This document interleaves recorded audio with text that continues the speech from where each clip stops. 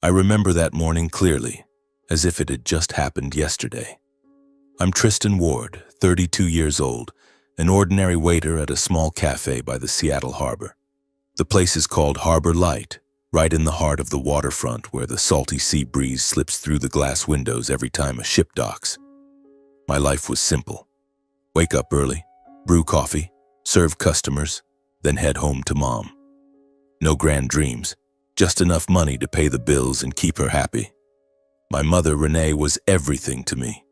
She raised me single-handedly, her hands calloused from years of laundry work. I never asked about my father. She said he left long ago and I learned to accept it. But sometimes I'd look at the tattoo on her wrist, 2 interlocking rings like a symbol of a broken promise, and wonder if her life had once held something more beautiful than this. That morning, the Seattle sky was its usual gray with a light drizzle making the streets glisten. The cafe was busier than normal, laughter mixing with the grind of the coffee machine and the rich scent of roasted beans filling the air. I was wiping the counter, checking that the cups were spotless, when the door chime jingled. Leonard Baxter walked in, right on time as always. He was the cafe's most regular customer, always sitting at the corner table overlooking Elliott Bay. He ordered black coffee, no sugar, nothing else. Just sat there, quietly gazing at the sea as if pondering the entire world. I knew who he was, of course. Who in Seattle didn't know Leonard Baxter? The titan of defense and energy industries, owner of Baxter Arms. A massive empire producing weapons and energy technology. The press called him the Man of Steel, cold, reserved, rarely smiling, and never one for small talk. He was about 70 with snow-white hair and a chiseled face etched with deep lines from decades of power. He wore a sharp black suit but always seemed lonely, as if the whole world couldn't fill the void inside him. I often wondered why a man that rich chose this little cafe over fancier places, maybe for the quiet or the bitter hand-brewed coffee we made. Either way, I served him carefully, never daring to pry. Just a nod and the drink. That day I brewed his coffee as usual. Medium roast Ethiopian beans, pouring hot water slowly to preserve the flavor. The cup was steaming hot, wisps of vapor rising. I carried the tray through the crowded room. The cafe was packed, voices loud, someone cracking a joke about Seattle weather. I weaved through the narrow aisle, thinking it would be just another ordinary day. But then suddenly a customer, a tall, burly man rushing to pay, bumped into me. Hard. The tray tilted wildly and the black coffee spilled all over Mr. Baxter's suit jacket. Scalding hot, dark as ink, spreading like a massive stain on the expensive fabric. My heart sank. "Oh God, I'm so sorry, sir." "I didn't mean to," I stammered, face burning red, quickly setting the tray down and pulling a cloth from my apron. The cafe grew quieter. A few heads turned. Mr. Baxter sat there, jacket soaked, but he didn't get angry. He just gave a faint smile, rare and strangely gentle, and said in a deep, warm voice, "It's all right, young man. It's just coffee." He removed his outer jacket, hung it on the chair, and rolled up his shirt sleeve to wipe the remaining spill. And in that moment, as he rolled up his sleeve, I saw it. I saw the tattoo, 2 interlocking rings. The black ink faded with time right on his wrist. Identical, exactly like the one on my mother's wrist. I froze, mouth dry, heart pounding as if it would burst. It couldn't be. That was the tattoo Mom had since she was young. She said it was a memory of an old love, a vow long forgotten. I'd never seen anyone else with it. The tattoo, I stammered, voice shaking. "It's exactly like my mother's." Mr. Baxter heard this and suddenly stopped. His eyes widened, his face drained of color, from calm to profound shock as if stabbed. His hand trembled, lips moving soundlessly. I could see he was trying to speak, but the words choked in his throat. The cafe seemed to freeze. The distant crash of waves from Elliott Bay echoed faintly. I didn't understand anything, only feeling a vague dread rising. Who was he? Why the identical tattoo? And then, like a dam breaking, pent-up emotions exploded. He collapsed to his knees on the floor right in front of me. Tears streamed down onto the old wooden planks to everyone's astonishment. The cafe fell completely silent. No voices, no clinking cups, just his ragged breathing. My son, he whispered, voice breaking, arms clutching my legs. I stood frozen, not comprehending what was happening. My heart raced wildly, mind spinning. In that moment, I felt only one thing.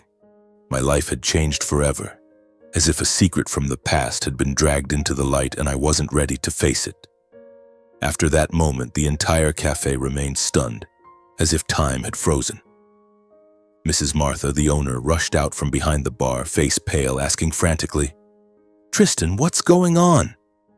Mr. Baxter, are you all right?" I tried to help him up, my hands trembling as they touched his shoulder. The shoulder of a powerful man, now frail like any ordinary old man. He struggled to his feet, wiped his tears with his sleeve, then gently gestured for me to sit at the nearby table. His face was still red-eyed, but his voice tried to regain composure. "You sit down, son. I need to ask you a few things." I sat, my legs like jelly. The cafe began to buzz again, whispers spreading like waves. Someone took photos, someone made calls, but I didn't care. Mr. Baxter looked at me, his eyes deep and searching, as if rummaging through memories. He asked slowly, word by word, voice hoarse, "Your mother? What's her name?" I was surprised. Why ask that? But then I thought, maybe because of the tattoo. I stammered, Renee Ward. She's my mother." Just that, but my words were like a time bomb. Hearing the name, his heart seemed to seize. His wrinkled face briefly lit up, a spark of hope in his cloudy eyes, then quickly shrouded in overwhelming pain. He sighed heavily, voice choked with emotion. "Renee, my God, my Renee." He gripped my hand tightly, his cold and shaking. "I need to see her now. Right now, son.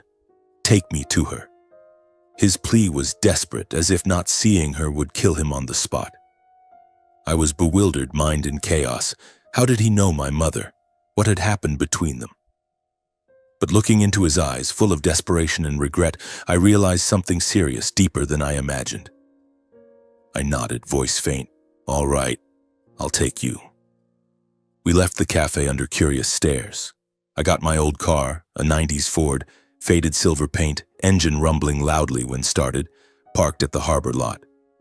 Mr. Baxter sat in the passenger seat, silent, eyes fixed on Elliott Bay as usual from the cafe. I drove, hands tight on the wheel, heart restless.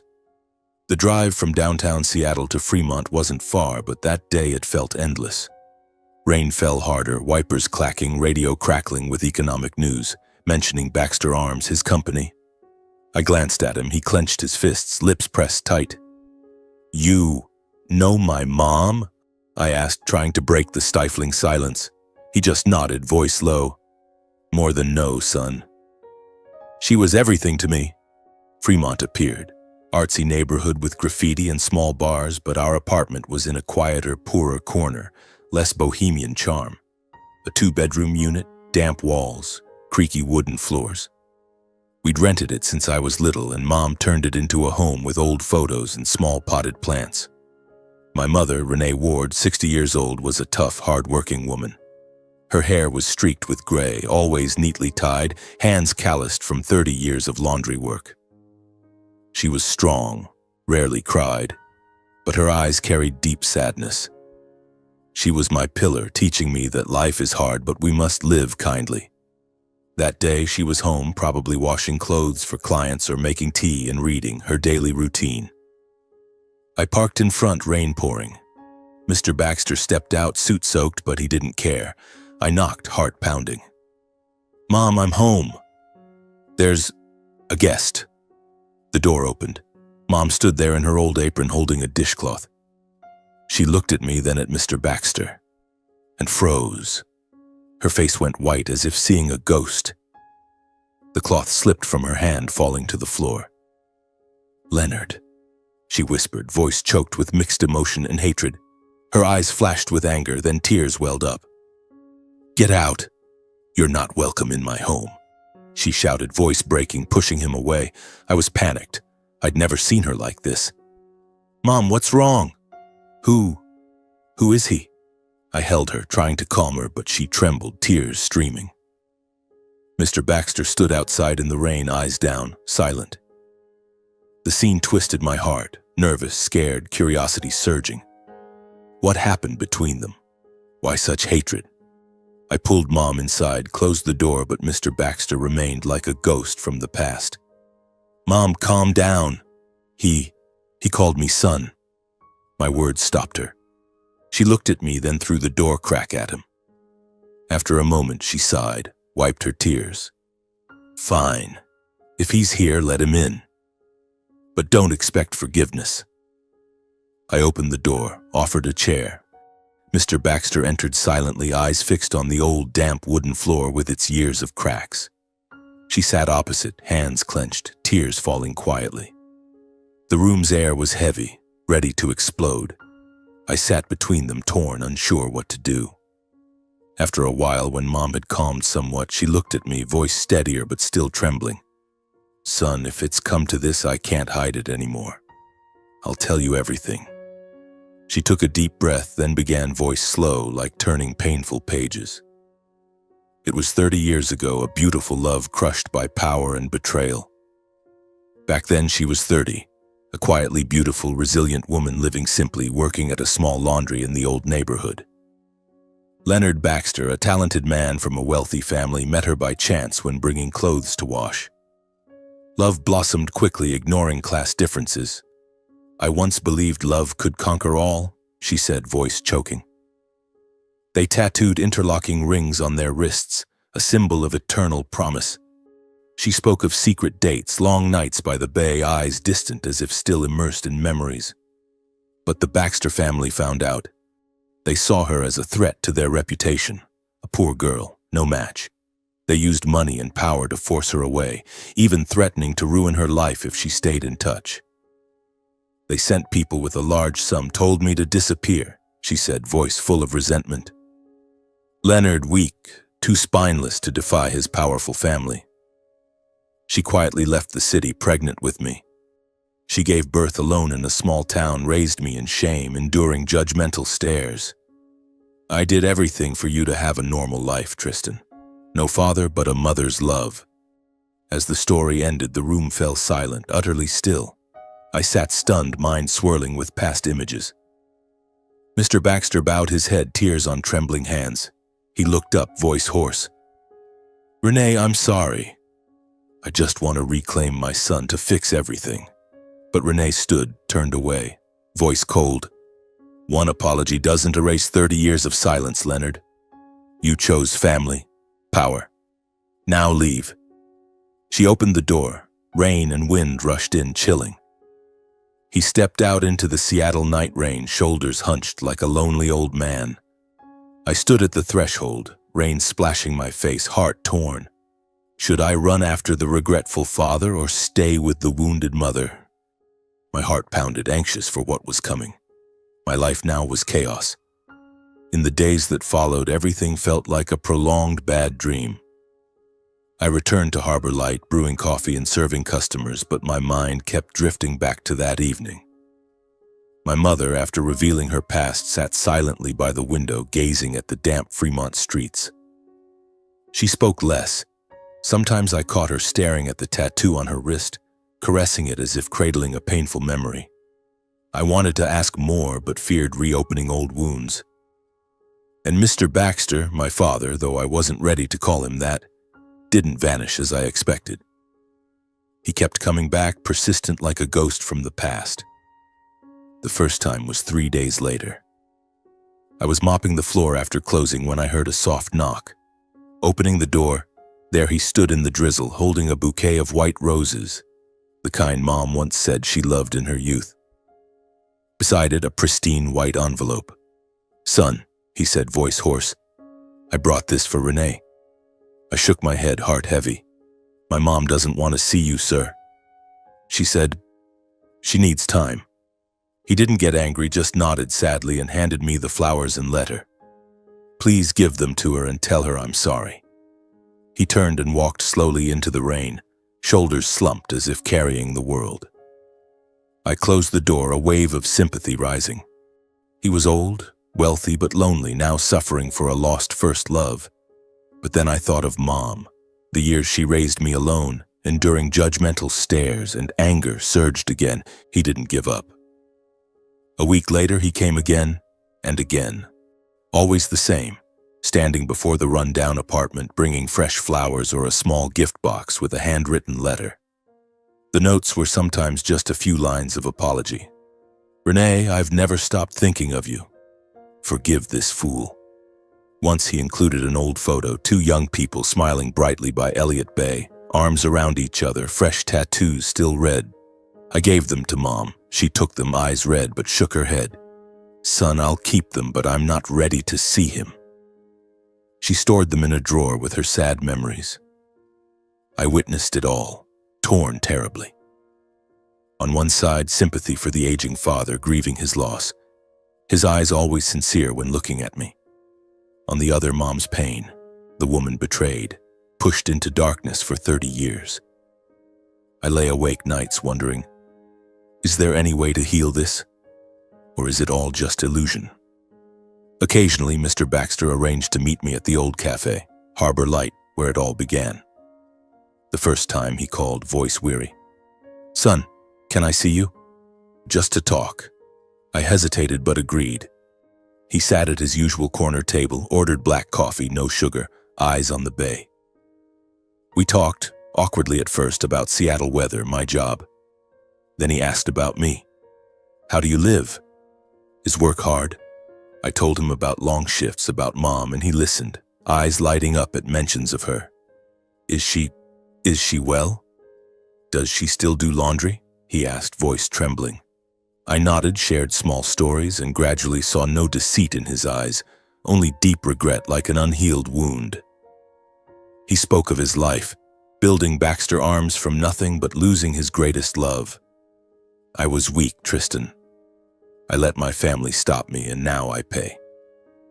Those meetings made me anxious, afraid Mom would find out, but also warm. He always asked about her, and I shared just enough, not wanting to hurt her. He didn't just talk, he quietly helped us.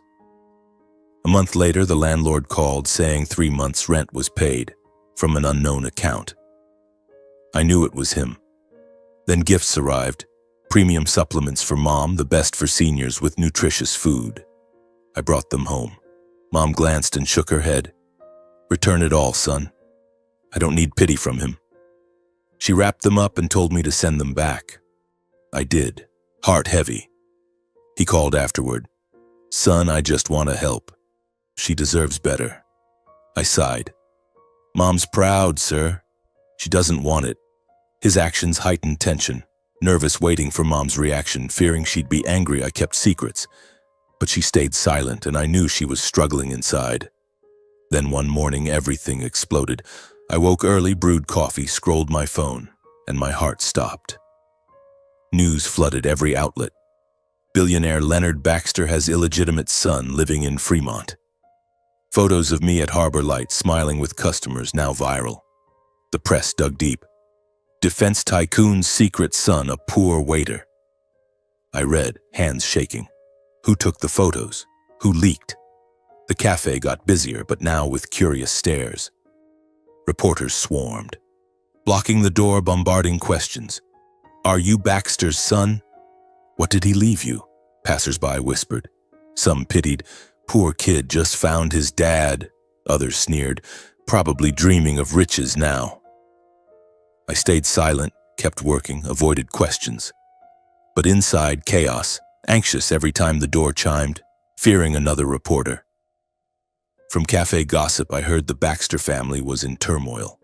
His wife, Elaine, and son Connor, the official heir, were furious. They tried silencing media, hiring lawyers, calling papers, threatening lawsuits. A co-worker said, "Heard the Baxters are in emergency meetings," the wife screaming. I pictured it, the lavish Baxter Hill mansion now filled with rage. Mr. Baxter in that storm must be lonelier than ever. That night, my phone rang, his number. His voice hoarse and tired. "Son, don't believe what they say. I'll handle it." That was all. Then he hung up. I sat silent, heart racing. Pressure from public and media weighed heavy, not just on me, but Mom. She now feared opening the door, always asking, "Who's there?" in a trembling voice. She locked tighter, went out less. "I don't want them bothering us," she said, eyes worried. I realized our peaceful life was swept into a storm we never wanted. Morning walks in Fremont now drew strange looks. I worried most for Mom. She'd suffered enough, now facing the past again. My heart tore, pity for my father, anger at his family, fear for the future. This storm, tense and dramatic, where was it taking us? After weeks of silence, when the media began to quiet down the rumors about the billionaire's secret son, I thought everything might finally settle. I returned to my old routine, brewing coffee at Harbor Light, caring for Mom, and trying to forget Mr. Baxter's handwritten letters still tucked away in the drawer. But then, the news hit like an undercurrent. One morning, as I opened my phone and scrolled through the headlines, my heart tightened. Billionaire Leonard Baxter hospitalized with serious heart complications. The reports detailed he suffered a sudden heart attack, was rushed to a central Seattle hospital, then transferred after a few days to his Baxter Hill mansion for recovery and home treatment. Photos in the papers showed him looking older, face pale, but still with his familiar calm demeanor. I read it over and over, worry surging. He, my father, was seriously ill, and I had never truly called him that from the heart. Those following nights I tossed and turned, lying in bed, listening to rain pattering on the window. I thought of him. He had persistently apologized, sent letters, helped quietly, even though Mom returned everything. He was alone in his empire, and now illness threatened. I was torn. Would visiting him betray Mom? What would she think if she knew? But in the end, compassion won. I didn't go for status or rumors, those meant nothing to me. I went out of pity for an aging father fighting alone amid power and isolation. The next morning, I called the cafe to take a half-day off, bought a simple bouquet of white daisies, unpretentious flowers, and drove my old clunker up the road. It was a gloomy afternoon, Seattle sky gray, fog enveloping everything like a veil. I drove the steep roads to Baxter Hill, an elite enclave where massive mansions hid behind high fences and dense trees. My Ford rumbled awkwardly among gleaming luxury cars. My heart pounded as I reached the gate, a massive iron structure with cameras and uniformed guards. I stopped, rolled down the window, voice slightly shaking. I'm here to visit Mr. Leonard Baxter. My name is Tristan Ward. The guard eyed me suspiciously, scanning from head to toe, a man in an old jacket driving a cheap car. "Do you have an appointment?" This isn't a place just anyone enters. They checked ID, made a call, and I waited anxiously, sweat beading despite the cold. Suddenly, from an upstairs window of the mansion, Mr. Baxter appeared, weakly waving. The guards reluctantly opened the gate. "Go in, but don't stay long." The mansion was vast, shrouded in oppressive silence. The sprawling garden featured stone statues and artificial ponds, but the air was tomb-like.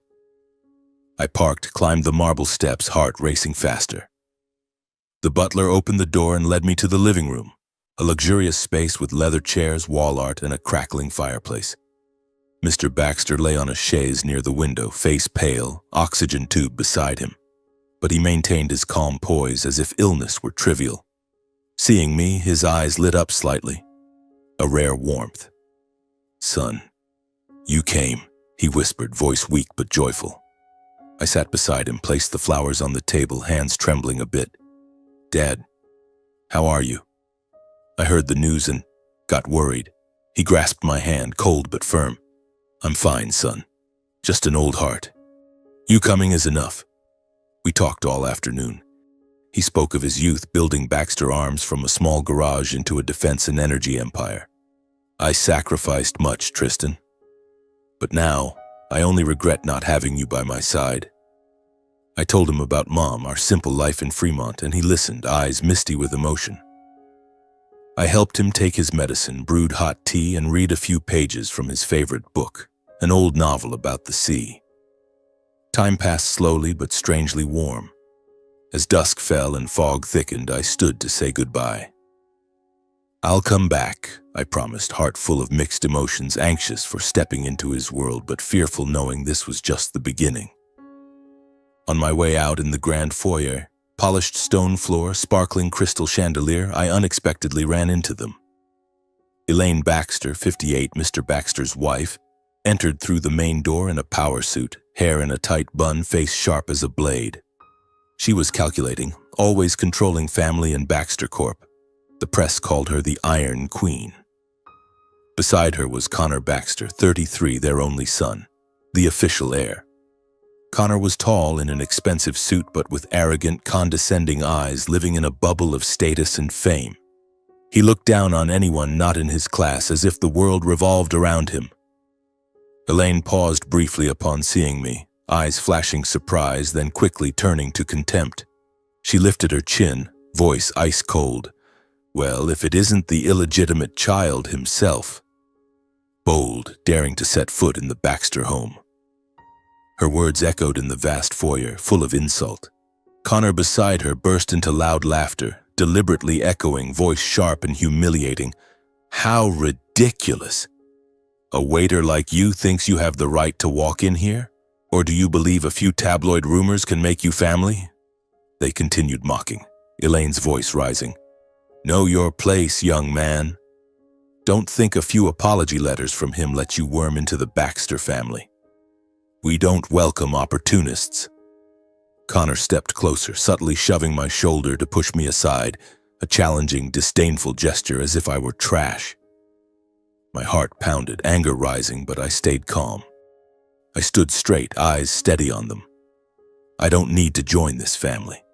I just came to visit a sick man, my father." My voice was low and firm, not loud but strong enough. They froze, Elaine's mouth agape, Connor's face flushing with rage. I bowed politely, turned, and walked away amid the tension.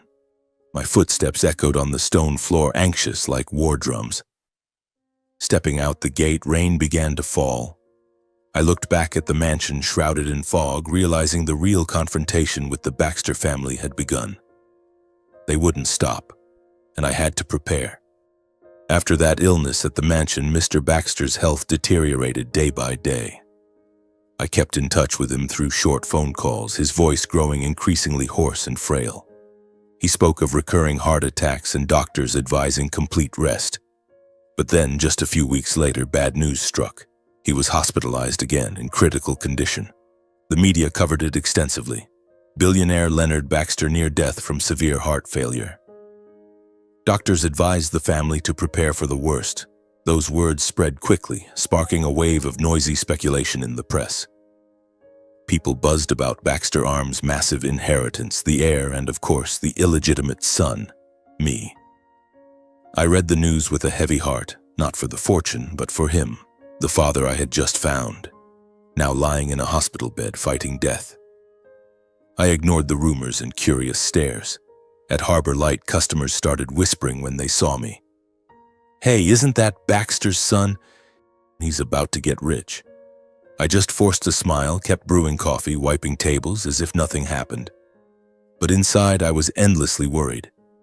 Every day after my shift, I drove my old clunker to Seattle Central Hospital, where he lay in a VIP room, a large space filled with beeping medical machines. I sat by his bed, holding his hand, feeling it ice cold, pulse faint. Mr. Baxter weakened gradually, face gaunt, hair whiter, but whenever he saw me, his eyes lit up a bit, like a final spark of hope. "Son, you came," he whispered, voice breaking. I read him a few pages, usually old novels about the sea and life, which he loved. "Keep going, son," he said, eyes closed but smiling. Those moments warmed my heart, but also made me anxious, fearing it might be the last. In contrast, Elaine and Connor only made brief appearances. I saw them a few times, entering the room with fake expressions, Elaine forcing a stiff smile, Connor bowing politely but eyes full of contempt. They asked superficial questions. "How's Dad? What did the doctor say?" Then they left quickly, as if just going through the motions. Several times catching me there, they only gave cold glances, suppressing anger, not wanting to cause a scene in front of Mr. Baxter. I clearly felt the hostility. Elaine clutching her purse tightly, Connor clenching his fists as if holding back rage. They feared he was lucid, feared he'd say something about me. I didn't care focusing on him, but anger surged inside. How could they be so indifferent? He was their husband, their father. Their visits made the room's atmosphere heavier, and I waited anxiously, knowing if he passed, everything would explode. The press started spreading wild rumors. Illegitimate son could overturn Baxter Arms' inheritance. They dug into the past, interviewed insiders, speculated about the will. This enraged Connor. I heard on TV, he held a brief press conference, voice shrill, "I won't let anyone steal the Baxter fortune. It's our family legacy." He stared into the camera as if threatening me. My heart went cold, not for the money, which I never dreamed of, but for his blatant greed. His words sparked public frenzy. Social media buzzed, one side supporting me as the lost son, the other mocking the opportunist. I turned off my phone, tried to avoid it all, but the pressure grew. One afternoon, after a tiring shift, I went to the hospital as usual. Mr. Baxter was sleeping. I sat reading beside him. Suddenly, in the hospital hallway, I ran into the two of them. Elaine walked ahead in an elegant black outfit, Connor following with a scowl. She glanced at me, eyes cold as if seeing someone beneath her class, a poor waiter daring to linger here. Connor stopped, smirked, and sneered. "Oh, it's you again? Playing the devoted son to win Dad over? Stop dreaming, kid. The money's mine." His voice was low but venomous, like a hissing snake. My heart raced, anger rising, but I stayed calm, remembering Mom's teaching, don't stoop low. I bowed slightly, walked away silently, no response. But inside, I was anxious, knowing this was just the start of bigger clashes. That night, returning home, Mom sat at the kitchen table, face pale. She recounted that morning Elaine and Connor had come, bringing contempt and threats. "They knocked hard, son," she said, voice trembling. Elaine threw a newspaper with my photo on the table. Headline, "Baxter's secret son could inherit billions," and told us to stay away from the Baxters. "You're just the past. Don't dream of intruding," she said sharply. Connor stood behind, cold smile, calling me the bastard son chasing inheritance, and Mom someone without status who won't get a penny. His words cut like knives, full of insult. Mom said she was terrified then, heart pounding, hands ice cold, but stood tall, looking them in the eye. "I don't need your money. Leave," she said firmly. Elaine, seeing this, clutched her bag and turned away. Connor grumbled, following with a threat, "You'll regret this." Her voice was calm, retelling it, but I saw her hands still shaking, the calloused fingers from years of laundry now gripping the table edge. I hugged her, heart aching. How dare they come here, insult my mother? She had suffered enough, 30 years alone, now dragged into this whirlwind again. That night I sat watching Mom doze off in her chair, breathing steady but face still anxious. I realized the inheritance war I never wanted had truly begun, and this storm would sweep both of us into an unavoidable vortex. My heart raced, anxious, thinking of what was coming. Mr. Baxter fading, the will hanging in the balance, and that family doing anything to eliminate us. 3 days later, Mr. Baxter's condition suddenly worsened. I was at Harbor Light brewing coffee for the afternoon shift when my phone rang, a call from the hospital. The doctor's voice was cold but urgent. "Mr. Baxter is critical. He's asking to see you immediately." My heart stopped. I dropped the tray, asked for emergency leave, and sped through Seattle's drizzling streets.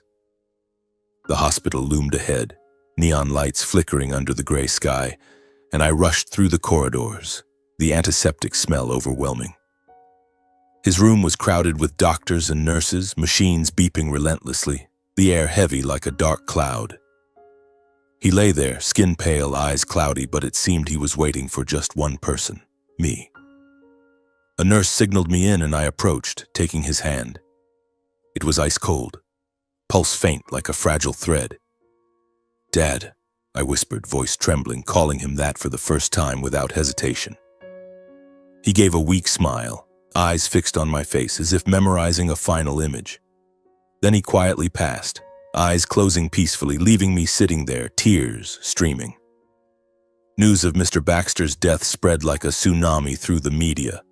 Headlines screamed, "Billionaire Leonard Baxter dies at 70. Who inherits the massive fortune?"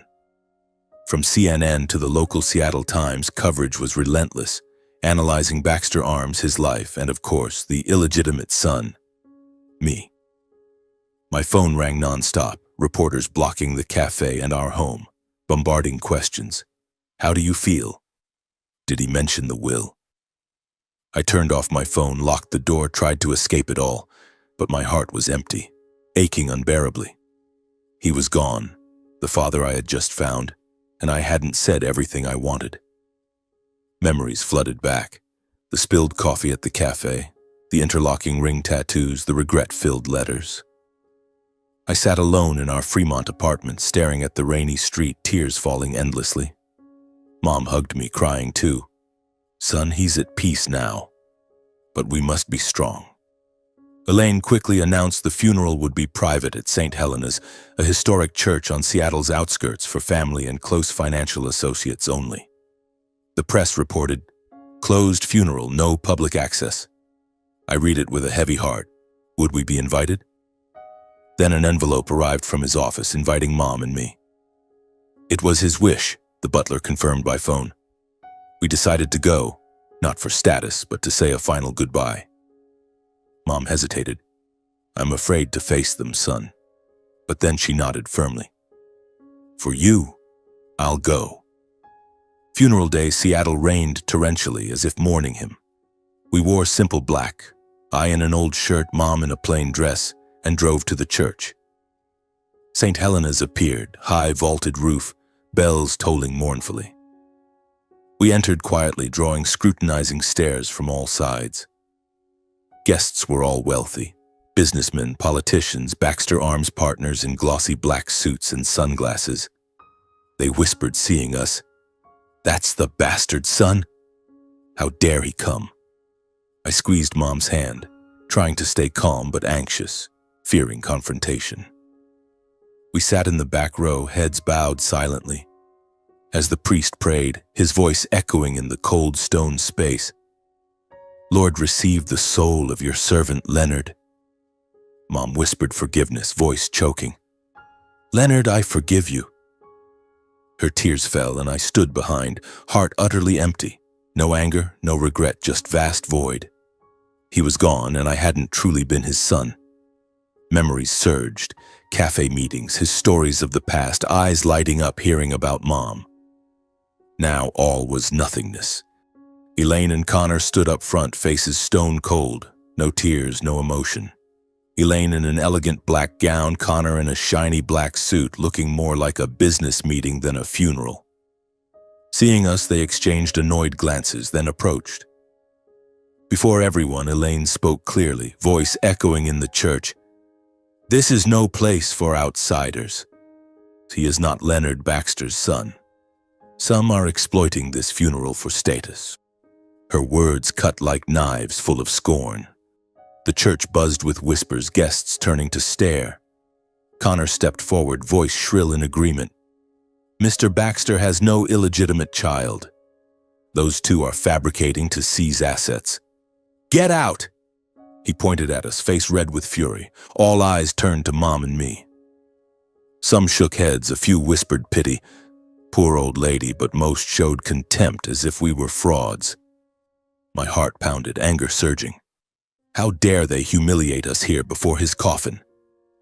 But I gently squeezed Mom's hand, signaling silence. I knew arguing now would only burden his passing. He deserved peaceful rest, not a fight. Mom trembled but nodded, eyes red. We stood, quietly left the church amid cold stares, rain pattering outside like his whisper. Behind us, church bells and emerging rumors. "They were kicked out," someone said. Back home, Mom sat silent, tears falling. I forgave him, but they're too cruel. I hugged her, heart aching. The day he passed, everything changed from hope to pain, secret to public. I remembered his final smile and my tears fell again. The will storm was coming, tense and dramatic, but for now, I just wanted to hold Mom and forget. A week after the funeral, our lives remained steeped in heavy sorrow. I returned to Harbor Light, mechanically brewing coffee, but my mind kept wandering back to St. Helena's Church. The whispers, the contemptuous stares, and Elaine and Connor's insults. Mom went out less, sitting by the window watching rain patter on Fremont streets, fingers tracing the interlocking ring tattoo. She tried to be strong, but I saw her weakening. Skipping meals, sleepless nights. I worried for her, for myself, and for what was coming. The press wouldn't let go. Billionaire Baxter's will, who inherits the empire? They speculated wildly, and each read made my heart pound. I never thought of money. I just wanted to know what he thought of us in his final days.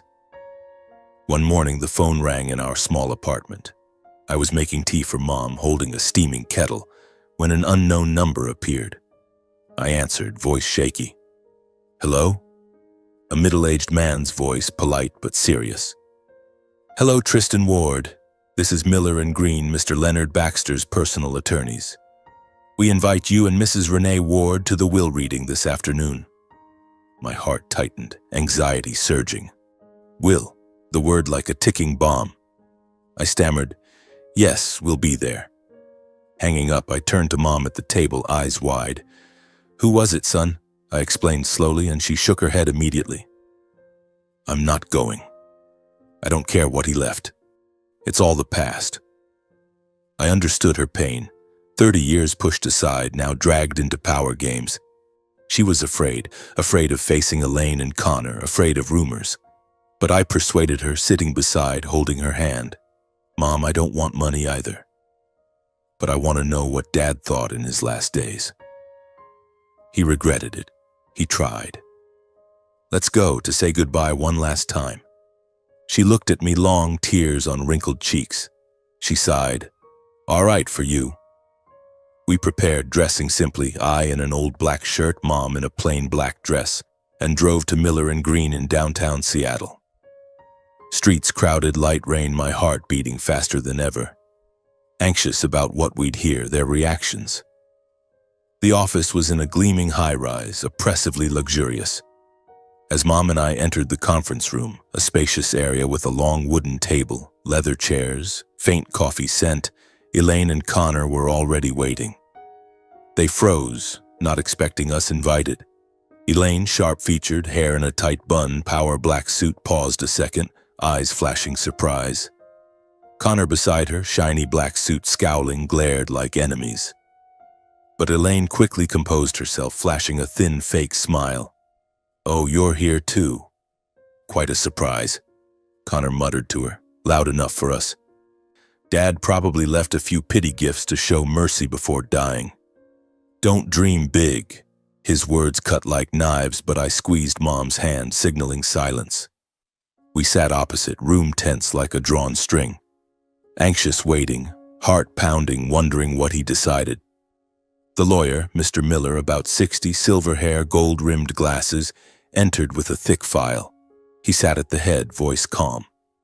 "Thank you for coming. We will now read Mr. Leonard Baxter's official." Will he opened the file, reading clauses slowly, evenly. Everyone silent, only the soft rustle of pages in the elegant space like a countdown clock. He read about charities, company employees, minor assets. All listened. Elaine clenched hands, Connor tapped fingers. I looked at Mom, head bowed, eyes red. Anxiety rising, I wondered, what did he leave us? A final apology? At the end, the room nearly exploded in silence.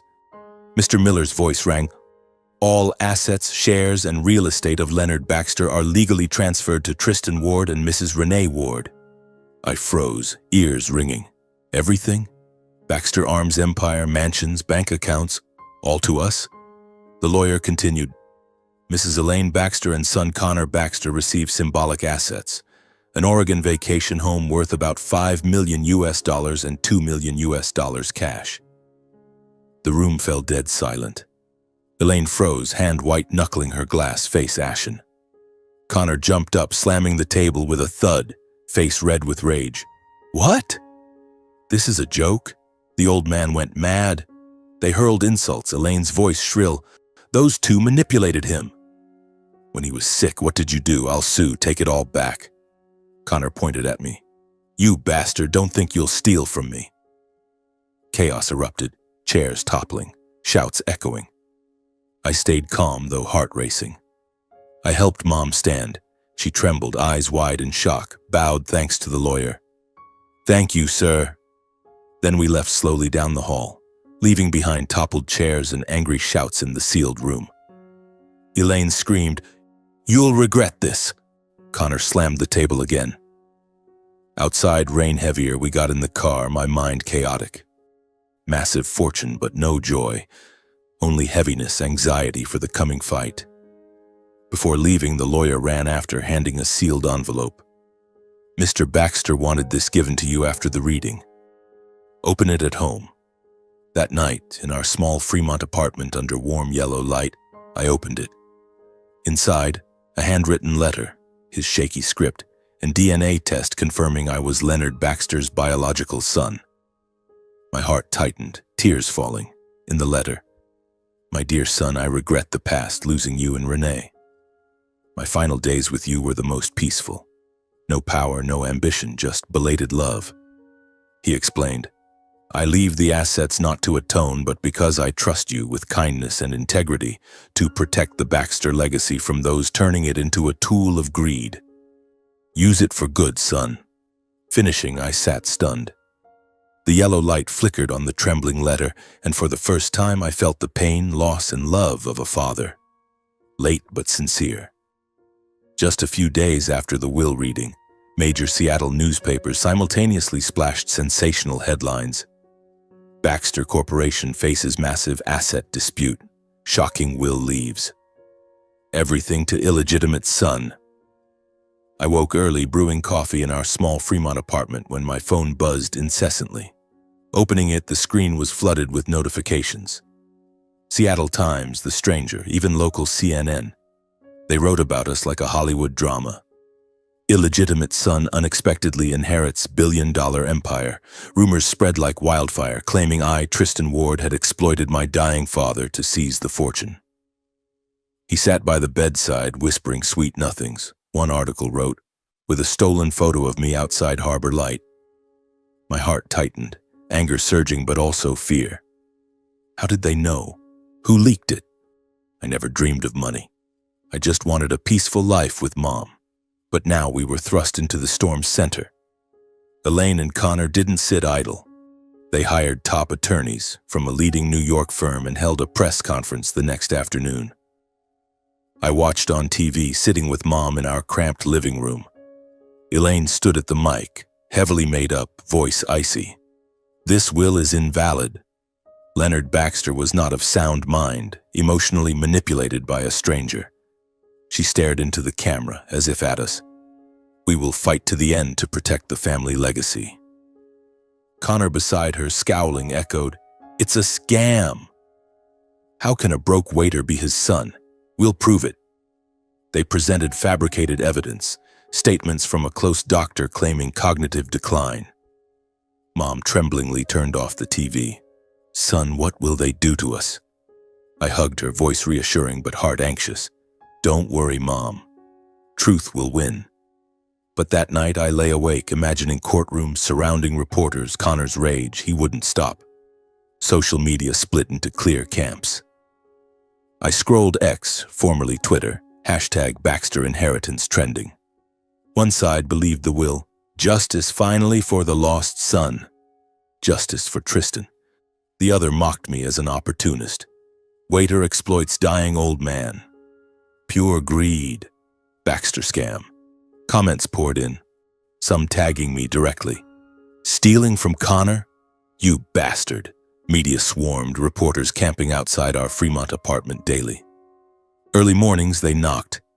Mr. Ward, comment on the lawsuit? I took back routes to the cafe, dodging flashing cameras.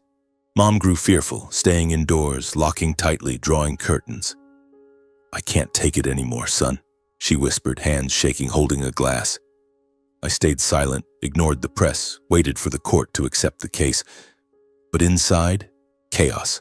Anxious every ring, fearing bad news, fearing Mom breaking under pressure. The waiting days dragged endlessly. I still worked at the cafe, brewing black coffee, no sugar like he ordered, each time memories flooding. His weak hospital smile, trembling hand holding mine.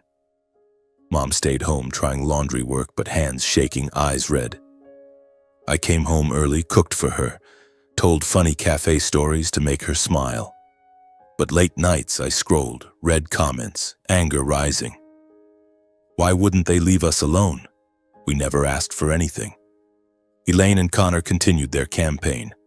A second press conference presenting evidence, old letters, staff statements claiming he was manipulated.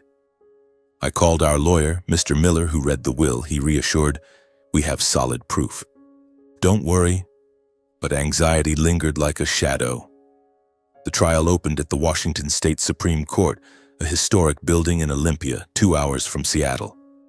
Plaintiffs, Elaine and Connor, filed to invalidate the will, accusing me of exploiting a sick man for assets. First day we arrived early, Mom in a simple black dress, me in a borrowed old suit. Courtroom packed. Reporters, lawyers, guests. Elaine sat opposite, face ice cold, Connor beside, glaring hostilely. The judge gavels. Trial begins. Their lawyer, a sly veteran, presented. Mr. Baxter had severe heart failure, not lucid. Tristan Ward exploited, coerced the will.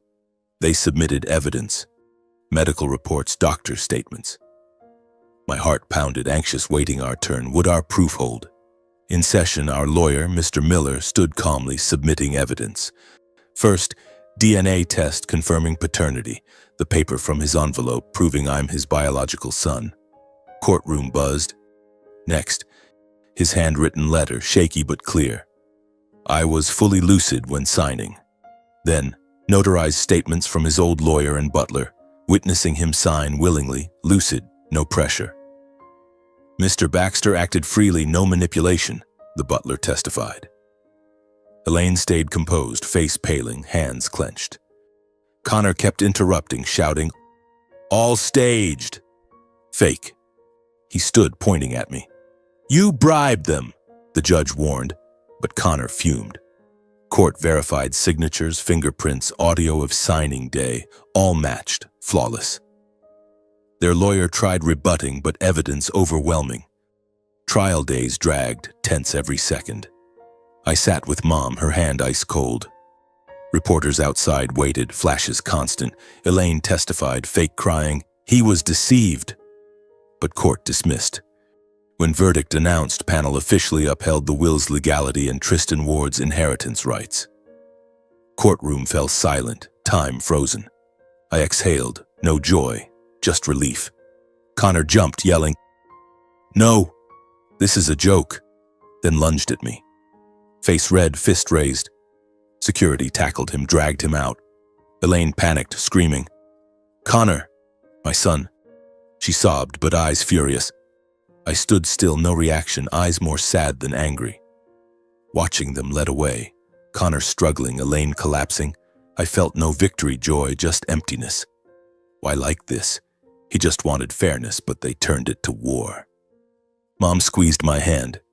"Son, we won." But won what? We just wanted peace.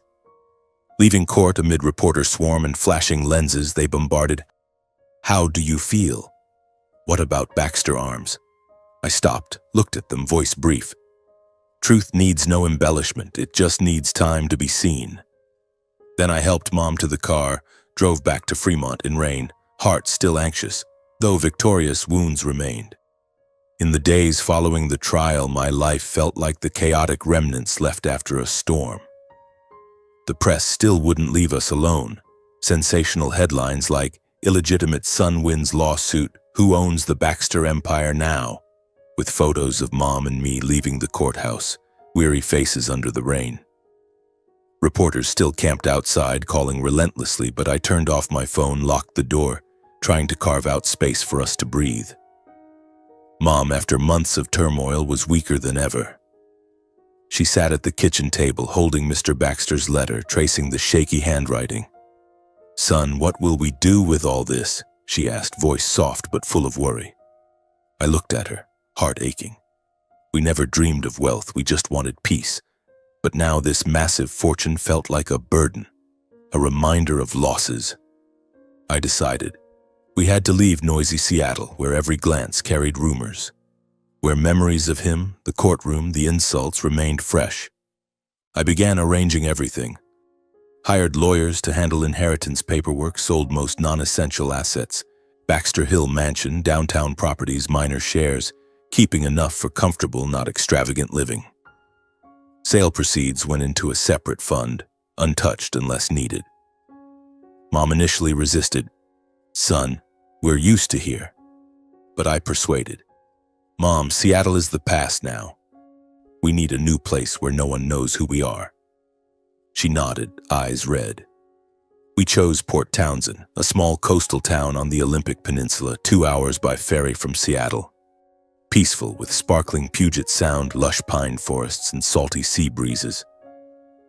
I bought a modest house on a slope overlooking the sea, dark wooden roof, old stone walls, spacious front porch. Not expensive, but the view breathtaking. Waves lapping, boats drifting, fiery sunsets every evening. We moved in on an autumn morning, belongings just a few boxes. Old books, family photos, and his letters. Life gradually returned to peace after months of storms. Early days, Mom and I cleaned the house, repainted walls white, planted lavender on the porch, her favorite from youth, sweet scent drifting with the wind. She planted herself kneeling on damp soil, calloused hands digging, smiling at new shoots. "Son, these flowers will bloom beautifully." Watching her, my heart warmed, her face losing worry lines replaced by serenity. Nights we sat on the porch, listening to waves, sharing old stories. Fremont years, Mr. Baxter, the interlocking ring tattoos. "I once thought my life was only suffering," she said softly. "But now I feel peace." I nodded, but still anxious, fearing the past returning, fearing Elaine and Connor not letting go despite the verdict. But Port Townsend was another world. Locals friendly, not nosy, just greeting on the street. We blended in gradually, like two ordinary people escaping the big city. I decided to open a small cafe, naming it Interlock, symbol of the shared tattoo between parents, 2 rings entwined, reminding of love severed but finally reconnected. The idea came suddenly, sitting by the sea, thinking of mornings brewing at Harbor Light. "I'll make a cafe like that, Mom," I told her, and she smiled. "Great idea, son." Like a memory of him, I designed everything myself. Found seaside space, an old wooden building, painted walls pale green, rustic wooden tables and chairs, counter with manual coffee machines. I learned bean roasting, experimented recipes, black coffee, no sugar like he loved, with homemade baked goods. The cafe opened after 3 months prep, quickly becoming a local favorite. They came for good coffee, sea views, cozy vibe, no one knowing the owner was once center of a massive inheritance lawsuit. "Nice place, buddy," a local fisherman said, sipping espresso. I smiled, strangely joyful. This was the life I wanted, simple, no power. Every morning, Mrs. Renee helped brew coffee, arrange pastries, chat with regulars.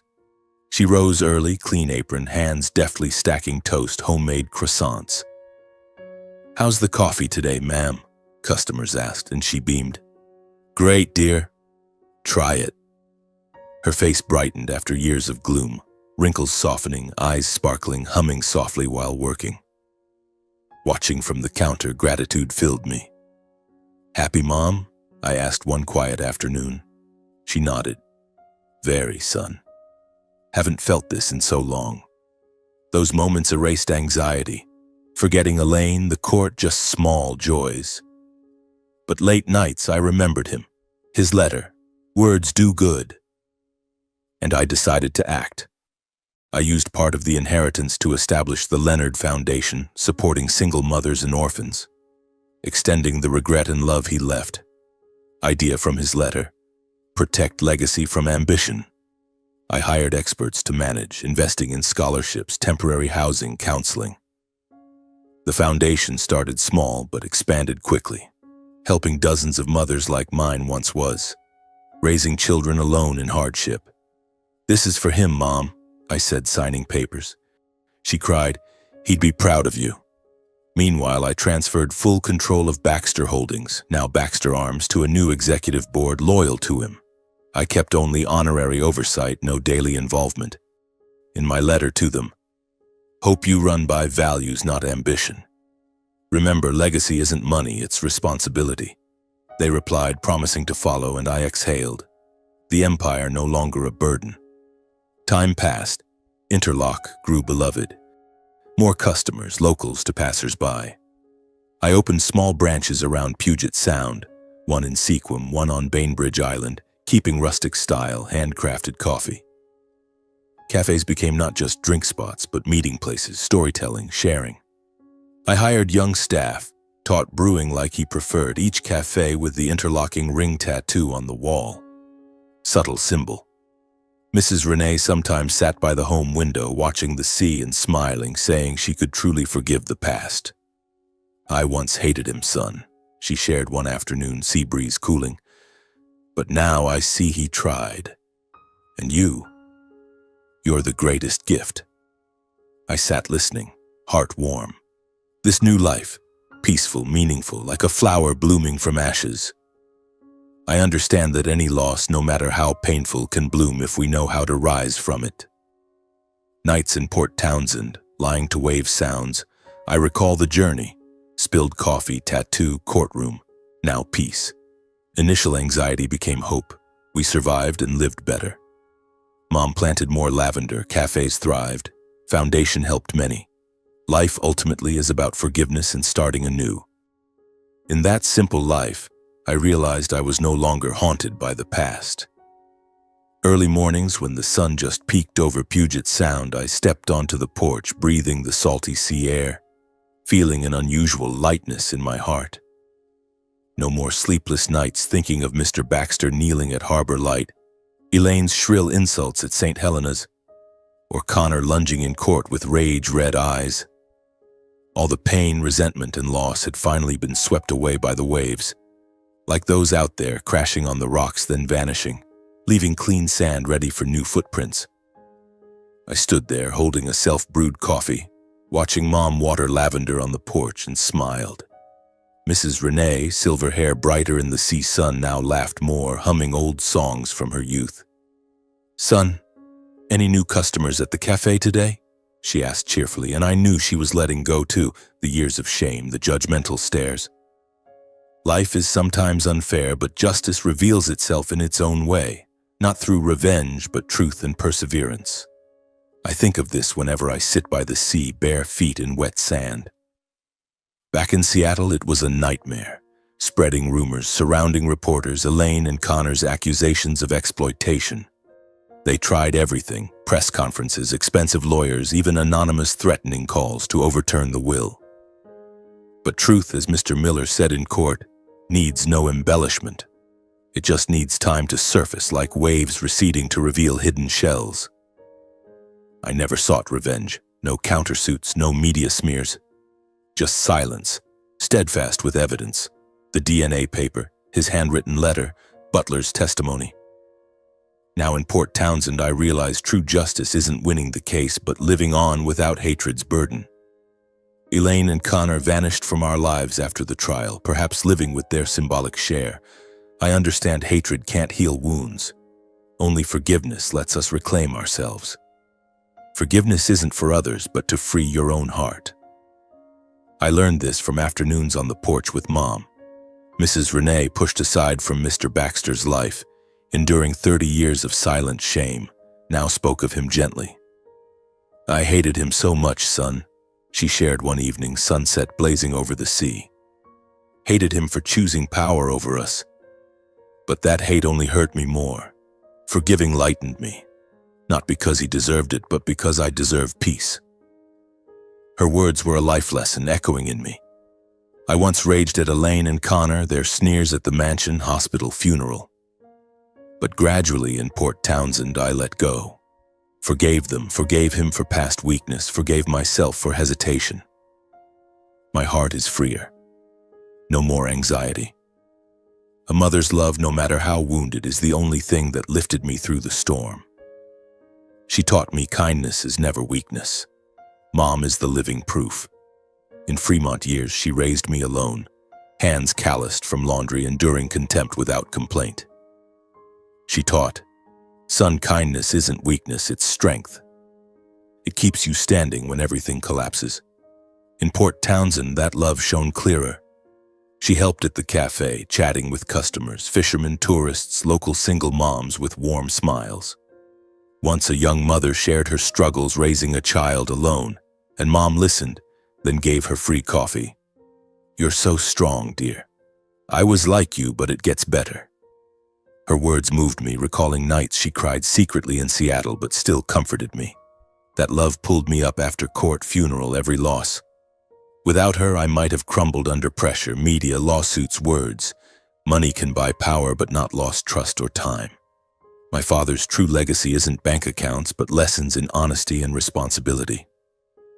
I ponder this, gazing at the glowing interlock sign in sea sunlight. The vast fortune from Mr. Baxter, billions, Baxter Arms shares, once a burden but now clear. Money is a tool. It buys mansions, luxury cars, but not the 30 years he missed with me, not the trust Mrs. Renee lost. True legacy is his letter, regret, faith in my kindness. I use the money responsibly. Leonard Foundation helped hundreds of single mothers, scholarships for their kids, temporary housing, job counseling. Once a mother wrote, thanks, you saved our lives. My heart warmed, knowing this redeems him, through me. For Baxter Arms, I oversee remotely, ensuring clean tech focus, not ambitious weapons. Money now bridges good, not power like Elaine thought. I spend the rest of my life spreading this, helping the vulnerable, funding single mothers, repaying what I received. Years in Port Townsend flow peacefully, but I don't stop. Leonard Foundation expands. Seattle branch, charity partnerships, vocational training for orphans.